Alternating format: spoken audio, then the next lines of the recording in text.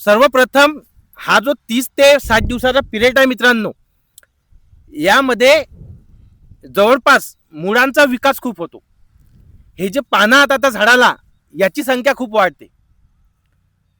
तसेच आता 35 दिवसानंतर हे जे तूर आहे याच्या मुळावरती ज्या रायझोबियमच्या नोडुल्स असतात म्हणजे गाठी असतात त्या सक्रिय होतात.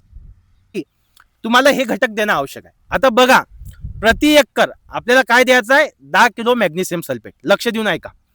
10 किलो एमओपी म्हणजे muriate of potash, 5 kilo bentonite sulphate, zinc sulphate 5 kilo आणि बोरॉन 1 किलो.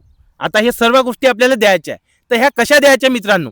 बघा, खत देताना काय करायचं? हे जे झाड आहे इथून 4 ते 5 इंच आपल्याला जागा सोडून खत द्यायचं आहे. खत देतानंतर जर आपल्याला त्याच्यावर माती टाकता आली किंवा वखराची पाणी देऊन ते झाकता आलं तर फार चांगलं झालं. आता हे खत कसं द्यायचं मित्रांनो? बघा, आपली जे प्लास्टिकचा ताडपत्री असते, ज्याला आपण पळम पोतळी जे काही म्हणतो ते, त्याच्यावरती काय करायचं? वाळू किंवा चांगलं कुजलेलं शेणखत एकरी 50 किलो घ्यायचं.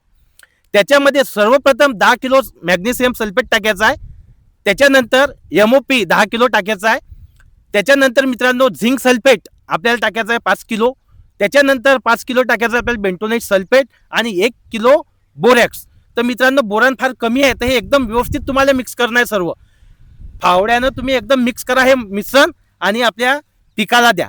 बघा मित्रांनो, तुम्हाला उत्पादन चांगलं होते की नाही. आता हे घटक मी सांगितले, जर तुम्ही माती परीक्षण करायला असलं, तुमच्या जमिनीमध्ये एखादा घटक जास्त असला तो कमी करू शकतो, पण या घटकाची मित्रांनो बिलकुल गरज आहे. तुम्ही फक्त 10-26-26 डीएपी सिंगल सुपर फॉस्फेट ह्या गोष्टीचा जर विचार न करता तुम्ही फक्त 10-26-26 12-32-16 आणखी काही खत विचारता, तर मित्रांनो ह्या गोष्टी न करता जर टेक्निकल ह्या सर्व गोष्टी केल्या तर एकदम छान उत्पादन निघते.